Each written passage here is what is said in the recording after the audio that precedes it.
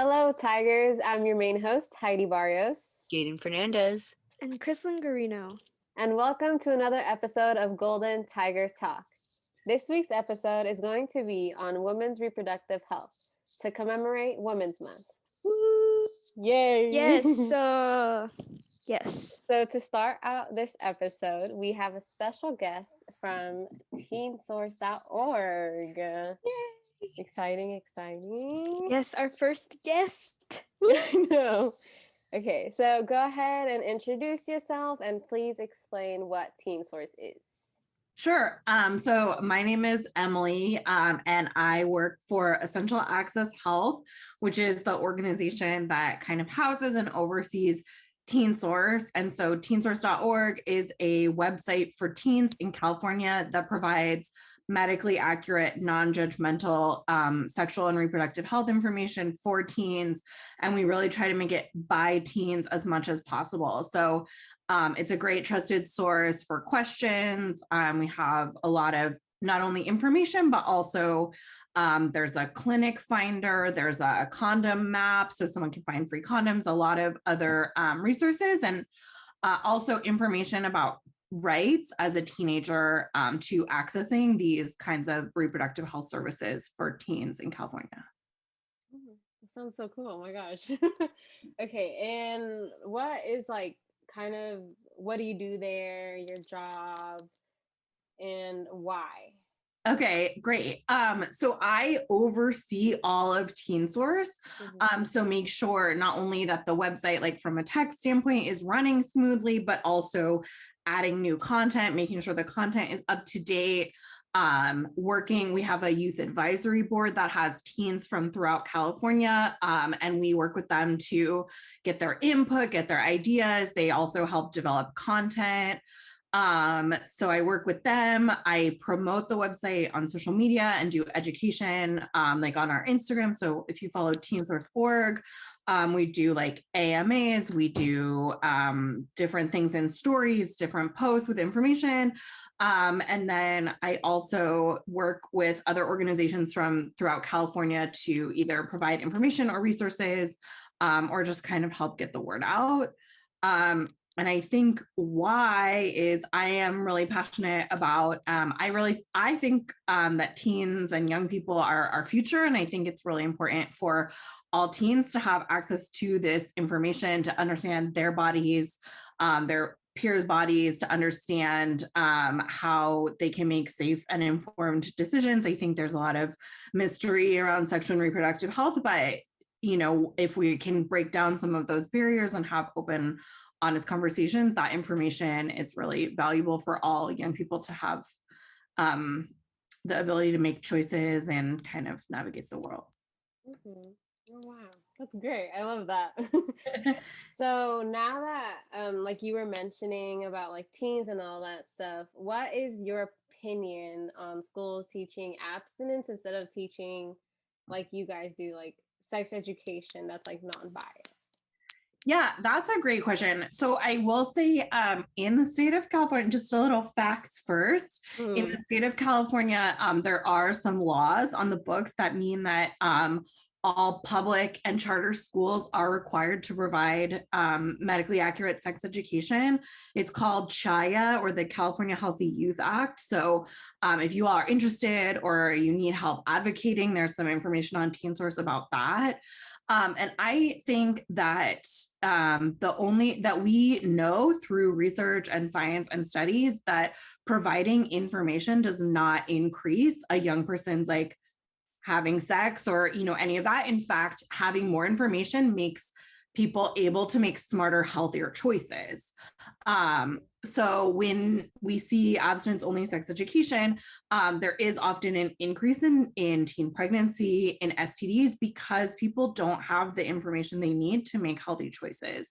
I think that the majority of teens in California, we also know through data, are not having sex, and that's great and that's fine. But I think that the fact of the matter is that at some point in someone's life, they may have sex, or they may have a friend who has a question, and equipping everyone to have as much information is really important. And I think information is power in a lot of ways as well. I completely agree. Information is power. Knowledge Knowledge is is power. power. Yeah, that's what people say. But having that information is, an important part. Exactly. Excuse me. So, what are some misconceptions that you have heard about women's reproductive health, or have you heard like any hard / difficult stories about it? I mean, I feel like I could talk for days about it. I think that I think that there's misconceptions about truly everything from like how bodies work. Like I think a basic like one is we say like, oh, this woman's like, has a baby in her tummy. Well, it's not in her tummy or her stomach, it's in her uterus, and understanding that like these are different body parts that don't actually touch. And that's or what a just even like I think body parts, how bodies work. I think there's a lot of misconceptions around like periods. Around like what is virginity and like the hymen, and that virginity is not a medical term. It's a term that different people define in different ways based on their values. And I think that's also really important to understand, like when we're having these conversations in life about values or things that are not medical, then what I think of virginity and what the person I'm talking to thinks is virginity may be different. And so it's really important to be on the same page about that. I mean, there's misconceptions about how birth control works, about STD. People think like, oh, someone who has an STD is like dirty or has had a lot of sex. That may not be true.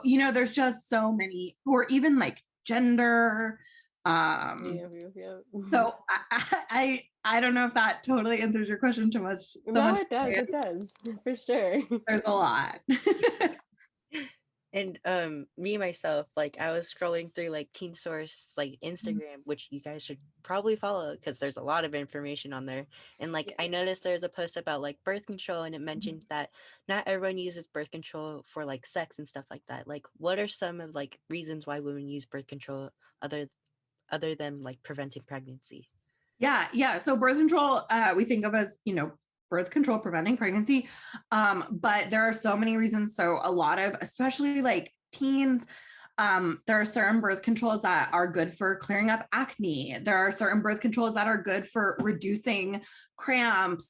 Teens may have irregular periods, which it's difficult to plan if someone doesn't know when their period's going to come and they're taken by surprise. So they might use birth control for that. There are even birth control methods that make most people skip their period altogether and not have a period.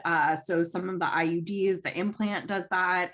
So someone may just be like, I don't want to get a period. I'm going to get an IUD, or I'm going to get an implant, or I'm going to take pills consistently just to not have to have a period. Additionally, there's like medical reasons.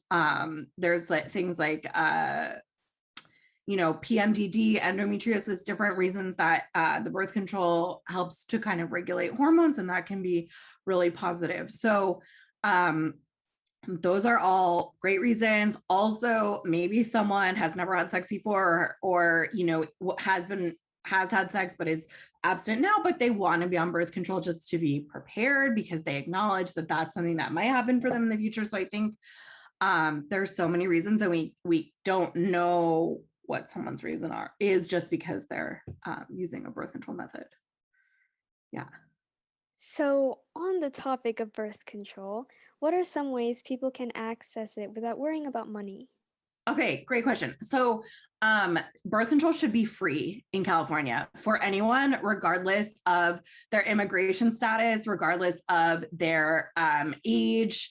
So birth control is free. If someone is having issues with that, there is a place to report that on Teen Source. There's also more information on Teen Source if you go to the Know Your Rights section. So birth control should be covered by private health insurance if someone has private health insurance. If someone does not have private health insurance, or they have, it's also covered by Medi-Cal and other like public options. If someone does not have those, or has confidentiality reasons why they don't want to use their insurance, then there's something called Family Pact, which is available to anyone in California who meets certain criteria, but teens should meet those criteria. So if someone goes to a clinic, they can ask about Family Pact, and that will also cover it. So birth control should definitely be free, as well as things like STD testing, condoms, all of that. Yeah, I think we all agree on that part. Yeah. Period. 100%. Oh my gosh. I know, yeah. But to finish the interview off, what are some things you want teens to know about women's reproductive health, or like anything else that you would like to add that you haven't already? I think just thinking about that it's Women's History Month, and that's why you all have chosen women's reproductive health. I just think a shout out to people who are not women or who do not have a uterus should still have this information, because you might have a friend or a partner or a sibling or a family member who needs it. And so, it's women's reproductive health maybe, or whatever, but it's really everyone. And the more information that everyone has, I think, is the better.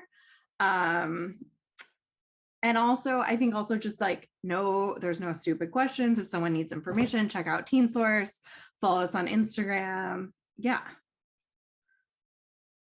Well, thank you. Yeah, thank you all for joining. Yes. Yeah. That was so nice to hear that, like, there is that option for like us or for anybody else that's younger or older. Like it's there and it's accessible. Like we all have phones, we all have like computers, iPads, something like that. Yeah. And just so you all kind of have this information, it's teensource.org. There's a ton of information. Our Instagram is teensource.org. And then we have on there, you can find a clinic. So if someone's interested in birth control or STD testing or anything like that, go to find a clinic.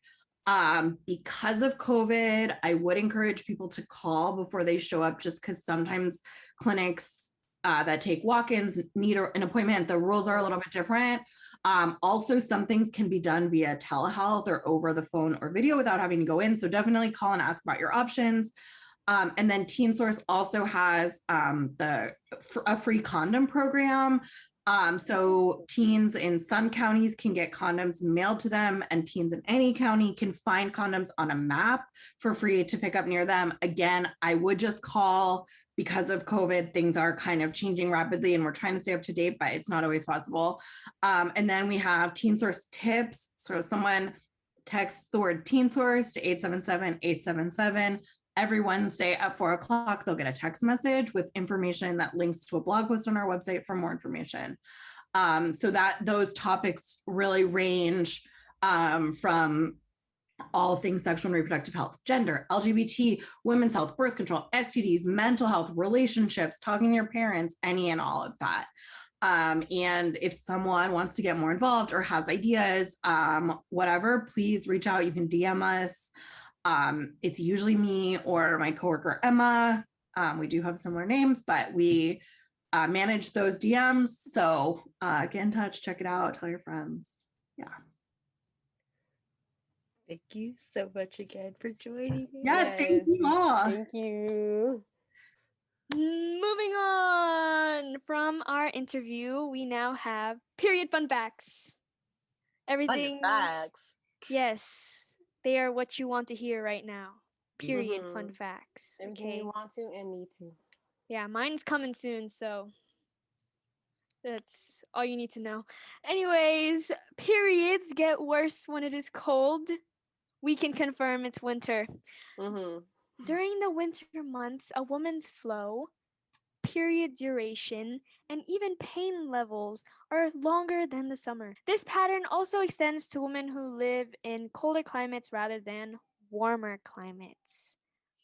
Second fact, you can still get pregnant if you're on your period. Okay, we will emphasize this. You can still get period.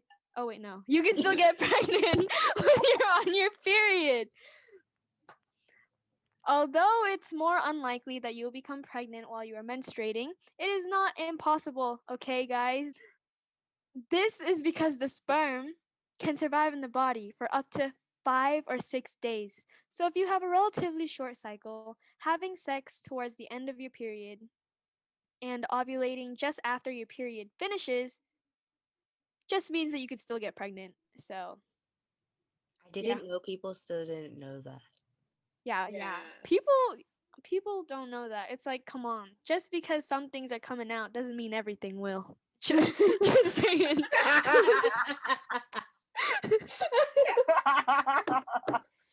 It's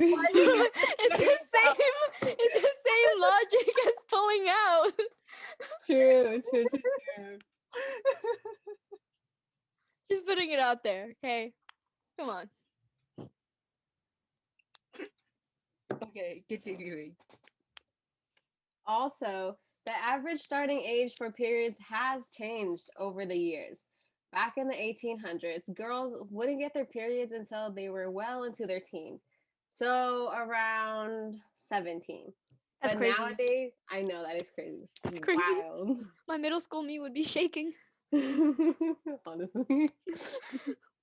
Nowadays, the average age to start menstruating is around 12. A whole 5 years younger. Whew. I could just imagine. That's 60 more times having your period. Oh, goodness gracious. Oh, my goodness. Scientists think that there are a few key reasons for this, mainly improved nutrition. We're eating better, more and more, and better than our ancestors did a few hundred years ago. And, fun fact, fat cells make estrogen. The more fat cells you have, the more estrogen you have in your body, which can trigger the start of your menstrual cycle as a girl.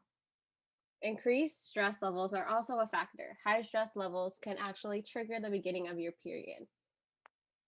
Next, you will spend nearly 10 years of your life on your period. From the time a woman has her first cycle to menopause, the average American woman will have around 450 periods in her lifetime. Oh my goodness. Yeah, so all you non-menstruators out there, think about it. Take a pair. Think about it. If you want to. I mean, I kind of have to think about it right now. And Yeah. ow! Education is key. That's so Knowledge is key, is what we talked about earlier. I feel so bad. I always feel bad. It's a bodily function, whatever. The body does so much things, and it feels so. I feel like more pain is for the women. You women are strong. Thank you for all my, what Jayden said. Continuing. Added up, this equates to around 10 years or about 3,500 days of the average woman's life that will be spent menstruating. Of course, everyone is different, and anything from cycle length to childbearing, breastfeeding, and culture can influence the number of periods a woman gets over her lifetime. Dang. And oh my gosh, so much. Yep. And some more facts are women don't lose as much blood as they think they do during their period. What Khrislenn said. Yep. And basically, what a woman's body only actually loses around 3 tablespoons of blood during their period. The average woman can lose anywhere from 1 tablespoon to a small cup of blood during a normal period. Periods can actually affect how a woman sounds or smells. According to vocalization researchers, women's voices can change slightly during their menstrual cycle due to their reproductive hormones affecting their vocal cords.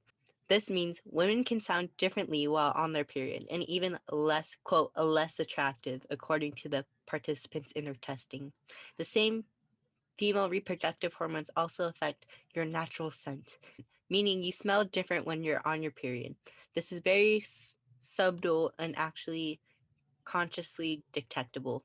It's more of an animalistic thing, harking back to our caveman days when men would be more attracted to women who are ovulating rather than menstruating, meaning they could meaning they could procreate.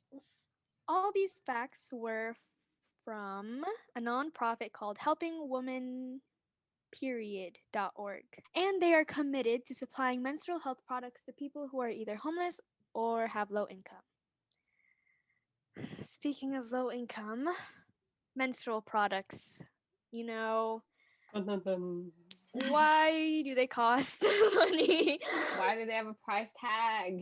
Why are they taxed? Menstrual products are essential items women need to manage our health and manage our productivity. Many critics of the free tampon movement claim that the products are cheap, but that fails to account for low-income families who are forced to choose between spending their last $10, the price of a 42-pack of a name brand heavy flow pad at CVS, on menstrual care or on food. Low-income students have to wait until their parents have the money, which may not coincide with when their period actually starts. So I read that a lot, or I saw it come up a lot, where people have to decide between getting menstrual products and food. Like people shouldn't have to make that decision. Yeah, I agree with you on that. That's wild. I mean, they're both, when it comes to people that have like periods, they're both essential. Like you gotta eat, and you can't like you can't like prevent your period, because obviously like if they're struggling financially, they can't get birth control if it's not like easily accessible in like for example, the Daly City Youth Health Center. Yeah, if they don't have like access to those places like that, then I just gets me mad. Yeah. That's just shocking to me. Like condoms, they can be free, and like compared to like, oh my god, menstrual products, why do they have to have a higher price than everything else? Shoot, yeah, they expensive. What the heck? Yeah, and if you add up like all the money you've spent on menstrual products, I'd be rich. Yeah, I'd have a lot of money saved up. Honestly. Yes, advocates say it's a matter of economic justice and public health. Stigma, poverty, and a lack of access negatively impact education and development. Aside from missing class and school, students are often forced to use menstrual items for long stretches of time, which puts them at a higher risk for cervical cancer, toxic shock syndrome, and other health issues resulting from product overuse, as research shows. This is especially true of women and girls living in developing countries, as documented by UNICEF, the World Health Organization, and other global health organizations. And while similar research in the United States is scarce, anecdotal evidence suggests the effects of unreliable access is similar states aside. All according to freethetampons.org. And just to make you a little bit more angry here, beginning January 1st, 2020 and through December 31st, 2021, the sale and use of diapers and menstrual hygiene products are exempt from tax in California. Accordingly, retailers of these items should not charge or collect sales or use tax on these items during this period. But after Excuse me. So it's gonna end this year. Why? Yeah, after. Why? Exactly why? What was the reason? Like I read somewhere that a few years ago they could have passed not having tax, but then they were like, "Oh, but how are we going to make that money back? We would lose too much by removing the tax." Taxes Excuse me. else? Tax something else. Tax alcohol. Do they tax that? They do. Do They they? probably They do. Sales tax. I know sales tax, like but almost everything. But I mean, there's a lot of things that are not essential that, you know, maybe the taxes could a little bit just to, you know, replace the tax from this, because this is, like I said, this is something that people need. Yeah. Like, shoot. Like like diapers, are you kidding me? yeah, diapers. Yeah, like, okay, raising kids is already expensive and you're gonna tax diapers? Come on. Yeah, no, a lot of like Latino families, like let's say like single mothers, right? They're left like there with their children, and like buying diapers is like expensive. Like if you know you're gonna get it from like a popular retailer, right? It's not gonna be cheap, even if it's like the name, even if it's a name brand or not. Like I just know that a lot of Latino households struggle with that, unfortunately. Because they do add up. The It adds costs up a do lot. add up. Yeah, So. imagine if you have multiple children too. Oh my gosh. No more sense. But you know what else like costs a lot is like contraceptions. And well, so expensive because I'm just gonna list a few of them and how effective they are and how long they can last. So there's like the birth control implant, where it's 99% effective, ranging from $0 to $1,300 and can last up to 5 years. There's the IUD, which is 99% effective and can range from $1,300 and can last from 3 to 12 years. There's also the birth control shot, which is 94% effective and can range from $150. Can range from $0 to $150, and you would get that every 3 months. And then there's also the birth control vaginal ring, which is 91% effective, can range from $0 to $200, and it gets replaced monthly. Then there's also the patch, which is 91% effective, ranging from $0 to $150, and you would replace that weekly. Then there's also the birth control sponge, which is 76 to 88% effective, which can range from $0 to $15, and you could use every time. There's also the breastfeeding as birth control, which is 98% effective, and you do that every 4 to 5 hours. Then there's the tubal ligation, where it is 99% effective, which can range from $0 to $6,000 and which lasts for life. For life. And there's, of course, a vasectomy, which is 99% effective, and it is $0 to $1,000, which also lasts for life. And then, of course, there's abstinence, which is 100% dollars. 100% dollars.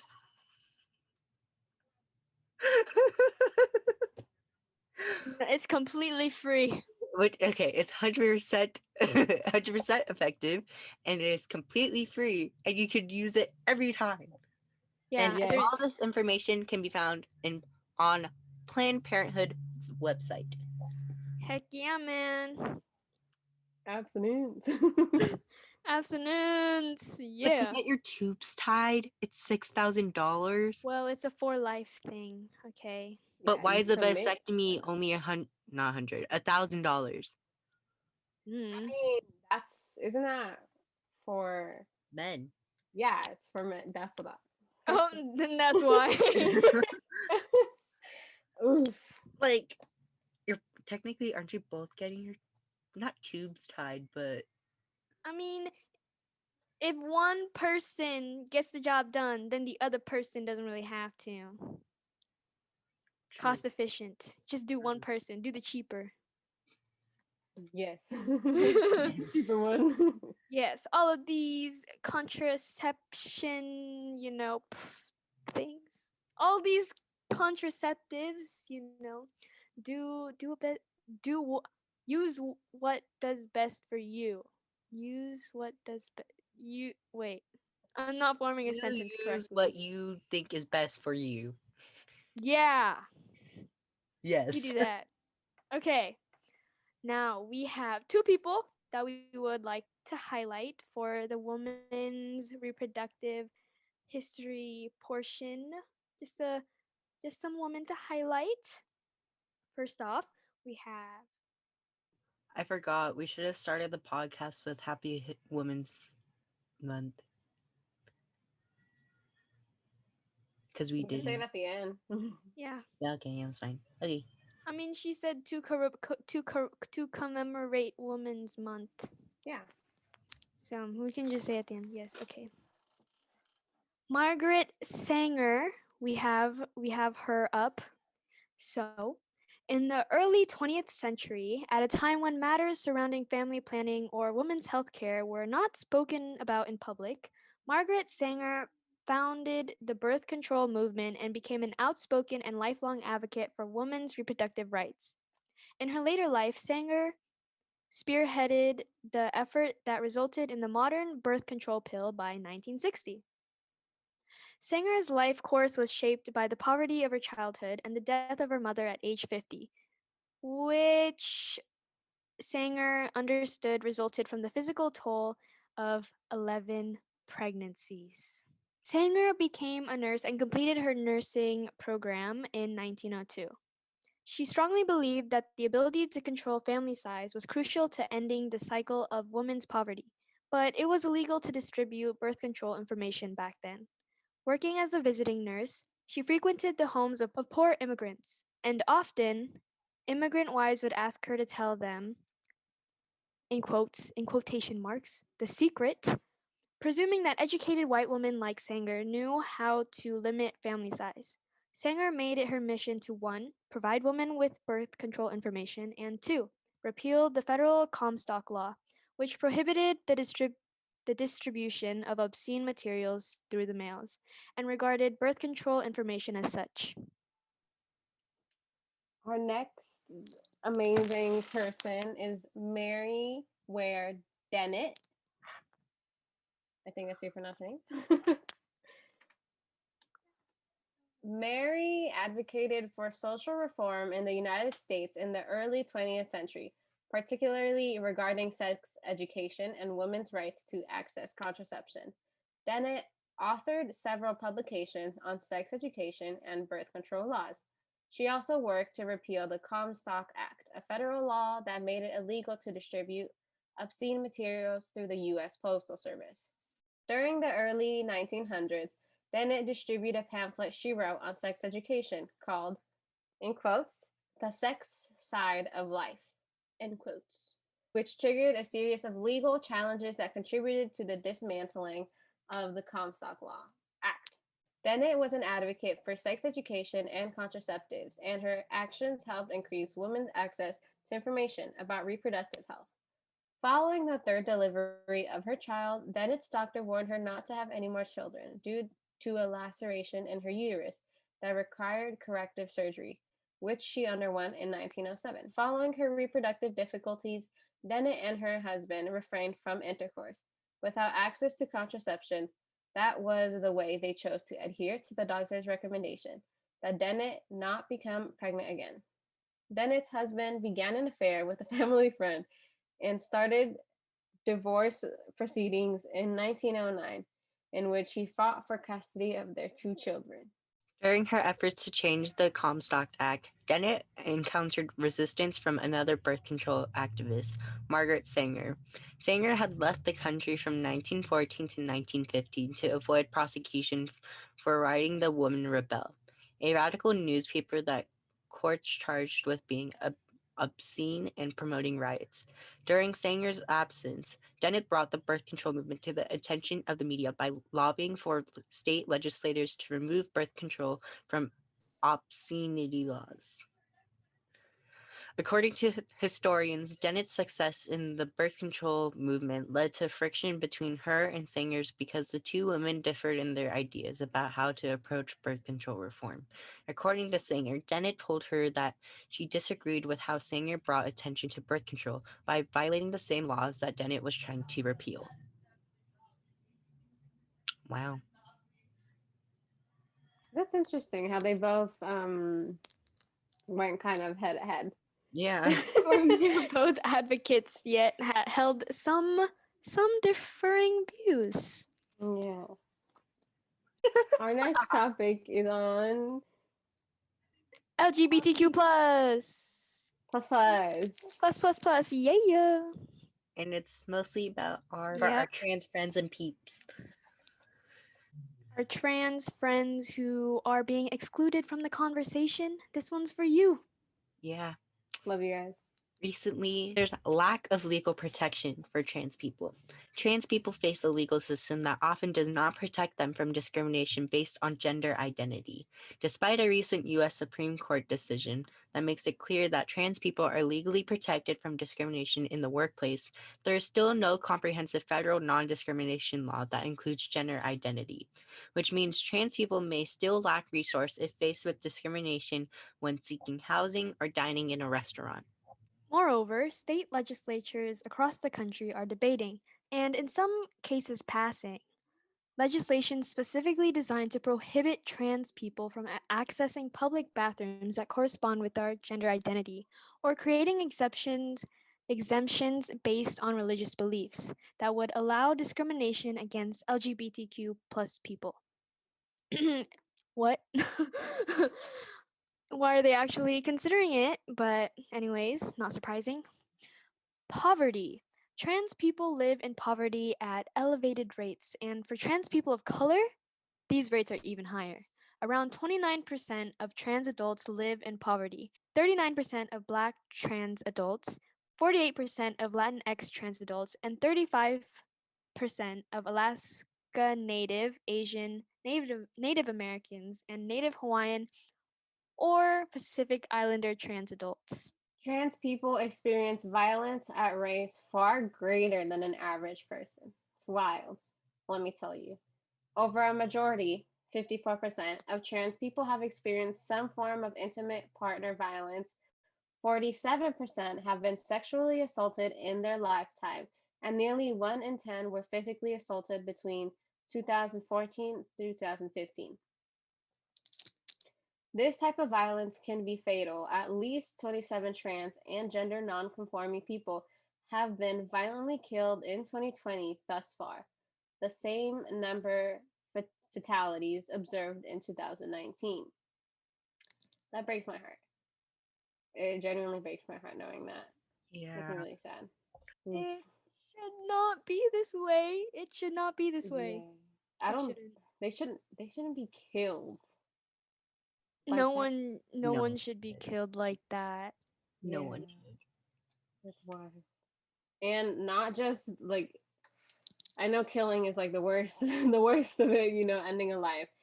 But according to an HRC Foundation analysis, it found that 22% of trans people and 32% of trans people of color have no health insurance coverage. More than one quarter, or 29%, of trans adults have been refused health care by a doctor or provider because of their gender identity. This sobering data reveals a healthcare system that fails to meet the needs of the trans community. Healthcare should be for everyone. And insurance. I don't know why it has to be a problem. It should be for everyone.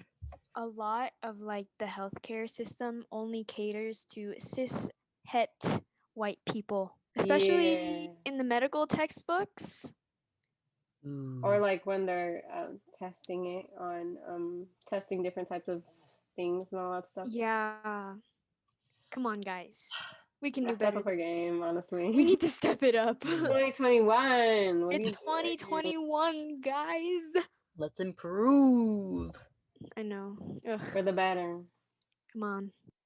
And another thing that trans people are affected by is identity documents.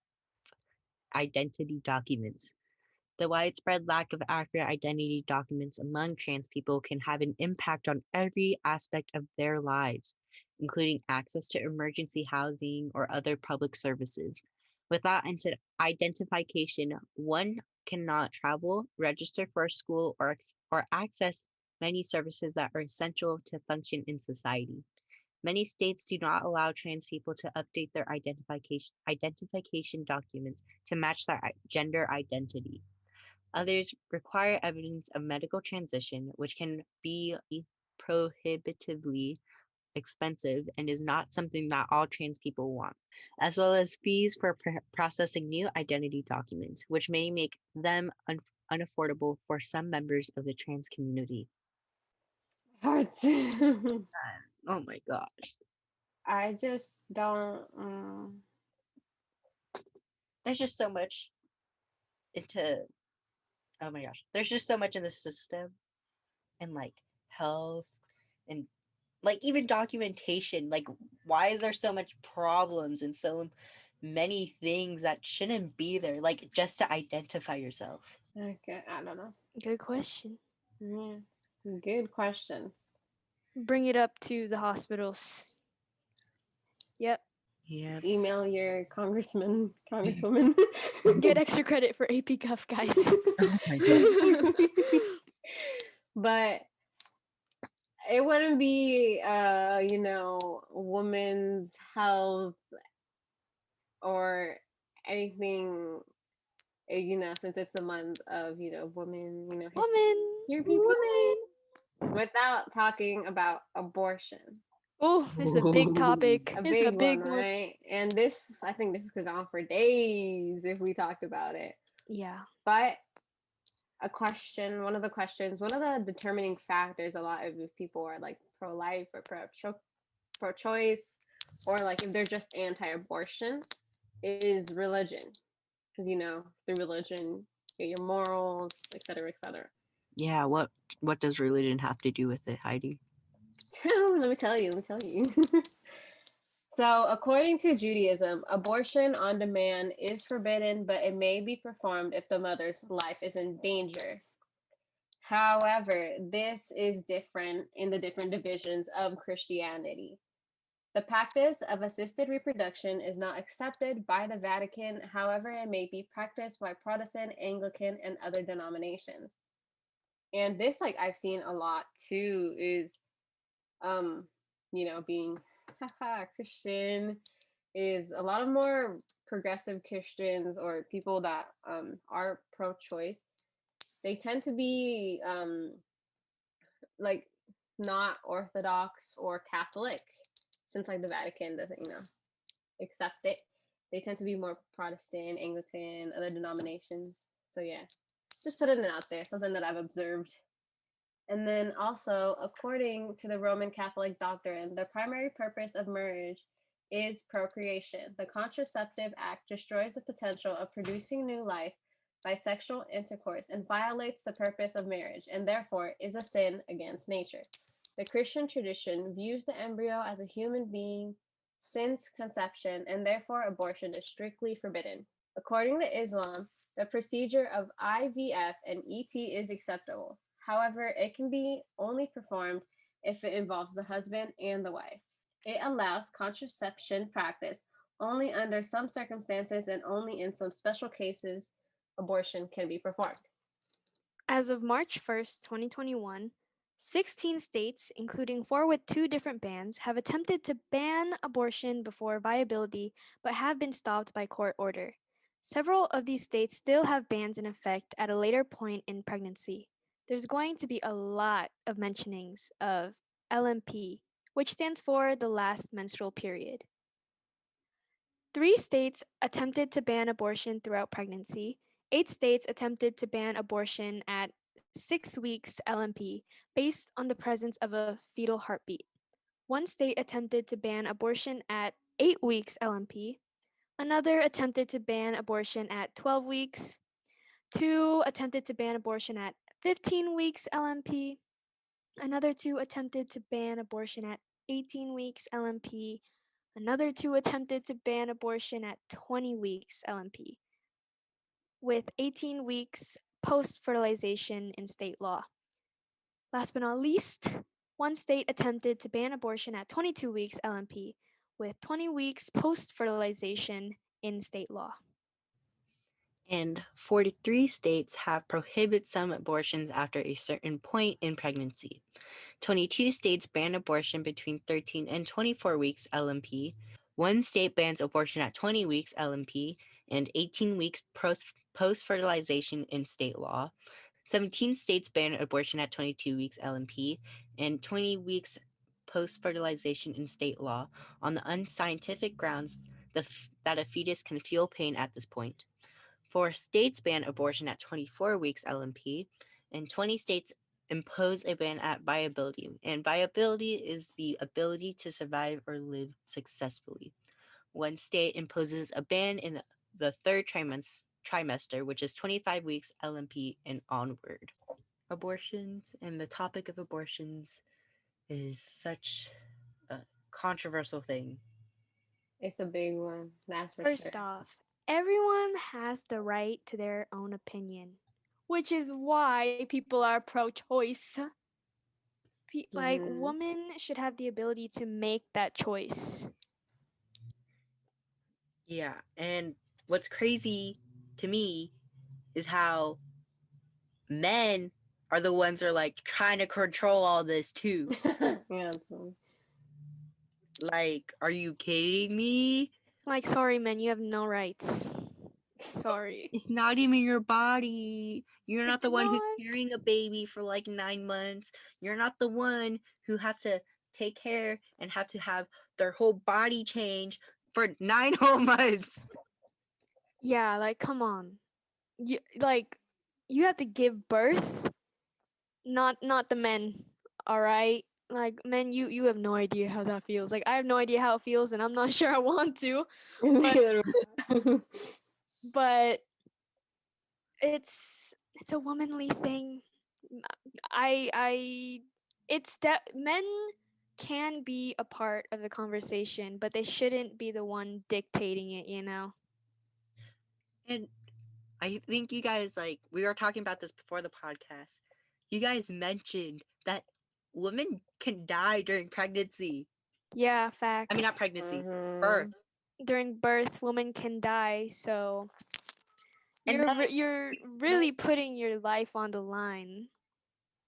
You really are. And like you have so many like problems when you are pregnant, because I've heard like women who were anemic when they were pregnant having so many health problems and they needed like higher salt intake, stuff like that. Like how It's wild. how can a man have, or any other person have control of someone's own body when they're not the person carrying the baby? I hear you. And I'm a male. I identify as a male. I have strong opinions on this. Like, Good. It's good that you have strong opinions, you know. It's always good to develop your opinions on anything. And since we're, talking about who can dictate the woman's choice just women's choice in general, and again, like we're talking about women's reproductive health, we have some Supreme Court cases to talk about that have to do with it, or just have to do with abortion, or just with birth control, et cetera, et cetera. Before I get mad about listening to these court cases, just know I'm gonna forever be mad of how a whole court has to control what one person has to do with their own self. Well, the thing is, the Supreme Court, what they do is they interpret the Constitution, and then from there, But still, in my head, I'm a little bit mad. You have every right to be mad at me. Yeah, you have every right. I don't blame you. Okay, so the first one is in 1965, Griswold v. Connecticut. So this one is the Supreme Court nullified a Connecticut statute prohibiting the use of birth control by married persons, arguing that the right to privacy protects the access of married couples to contraceptives. And then the one that everyone knows, Roe v. Wade, 1973. By a vote of 7-2, the U.S. Supreme Court ruled against a Texas law prohibiting abortions not necessary to save the woman's life, extending the fundamental right to privacy to a woman's decision to choose abortion. In 1976, it is Planned Parenthood of Central Missouri v. Danforth. The court ruled against a Missouri statute that would force a married woman to obtain her husband's approval before getting an abortion, and ruled against a written parental consent requirement for minors. Blink, blink. Blink, blink. Just why? I mean, yeah, I know. It's whack. I think it's just like I think there's probably definitely more other like Supreme Court cases and all that stuff to do with this, but it's just all these people, they just keep on trying to fight it. Supreme Court already ruled. I'm sorry, but like imagine you're a minor. You have to ask your parents, can you physically write down permission for me to have sex? And then also have an abortion if needed. Or you get like a husband's approval. That's whack. Okay, sorry. no. Sorry, no. Just no. That's I whack. hate that. I really hate that. Sorry, whack. my chair's creaking a lot. It's okay. Same here. No words. It's just so crazy how this was like, what, 40 years ago? Yeah, like 45. 45, yeah, 45 years ago at max for the 1976 Planned Parenthood of Central Missouri versus Danforth. That was only 45 years ago. It's 2021.